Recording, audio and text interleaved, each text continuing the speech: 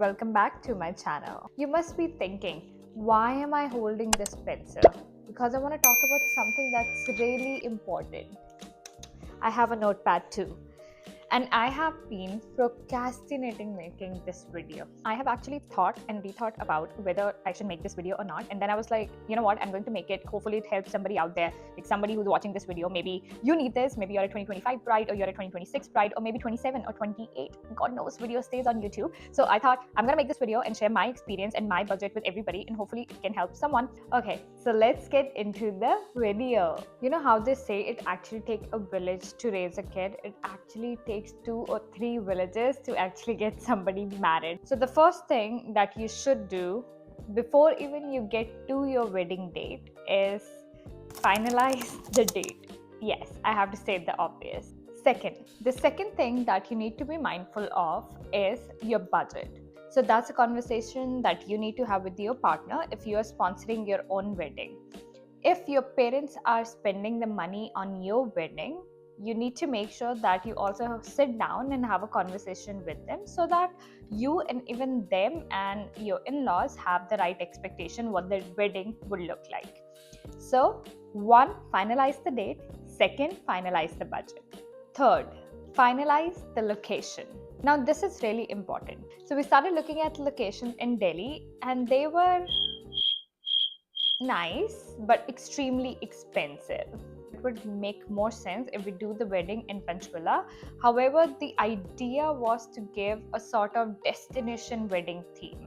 So this video, even if you're watching it, even if it's at your own location, you can still give that destination location feel. 4, the number of events. This is really important because you want to allocate your budget accordingly for the events. Now we had 6 main events. We had our haldi, we had our cocktail, we had our mehndi, we had a bachelor's supper, and we had our engagement party, which was in New Delhi, and then we had our main wedding. So now you have to divide your budget. Again, your biggest chunk is going to be venues. So you have to decide, I'm going to have these 6 events or 8 events or 4 events, where exactly they're going to happen.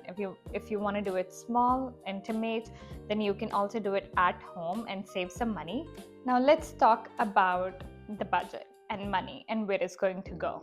Venue is going to take the biggest chunk of your money. Okay, venue is really important.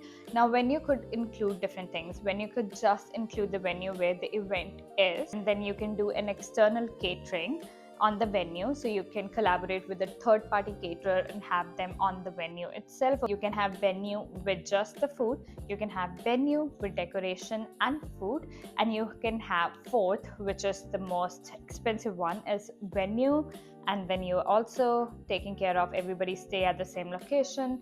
Then you're also paying them for the catering, and you're also paying them for the florist or tent or decoration and lights whatsoever.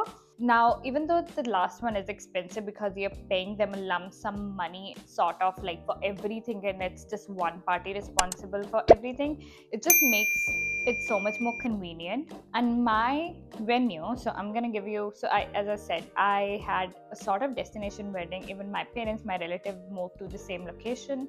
We had 21 rooms. We had 5 external rooms that were not on the venue. We had the venue for 3 days, the catering from them, and then we had our venue, which was in New Delhi. It costed us around 56% of our budget. So my catering did not include alcohol, but alcohol was 10% on top of that. Yes. So my venue, my stay, my catering, my alcohol, everything inclusive was 66%. So after venue and alcohol, the biggest chunk of money that went was in decor. My decor was mainly flowers. My mandap was made from ground up. I wanted to use real flowers at the location, so it was really important for me. If it is not important for you, it's going to be really cheap. Comparatively, if you just use artificial flowers, it's comparatively cheaper than natural flowers. So decor was 10%. Yeah, it does not include the decor that we had at our engagement in New Delhi. That was just like a different ball game altogether, and I'll post pictures so that you guys can see what it looked like. The next big chunk of my money went to my photographer and videographer. Now, this was really important to me. I think it's important to everybody to look back and see your wedding day. You're going to look at those pictures forever. So I finally found, I reached out to Peeper Photography. So I'm going to link them down below so that you can reach out to them and look at their work. But that costed us almost around 6% of our budget. Ideally, you should keep it under 10% range, but it's completely up to you. My next biggest expense was my outfits. So we had 6 events. Did I have 6? 1, 2? No, we have 1, 2, 3, 4, 5, 6, 7, 8.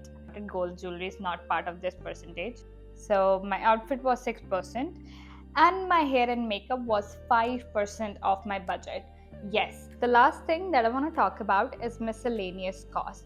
Now, this includes everything. This includes your cards, your return gifts, your transportation costs, mehndi artist, salon costs, your hair costs. This should everything boils down to 7 to 10% of your budget and should not be more than this. I think that is it. This is part 1 of my wedding series to make sure that you benefit from my experiences and the lessons that I learned and the mistakes that I made. You do not do that. Please subscribe to my channel. Like this video, and if you would like me to have an Excel tracker that I actually maintain from myself, just email me or maybe just drop a comment down below and I can send it to you. And keep on watching. Thank you so much. Bye.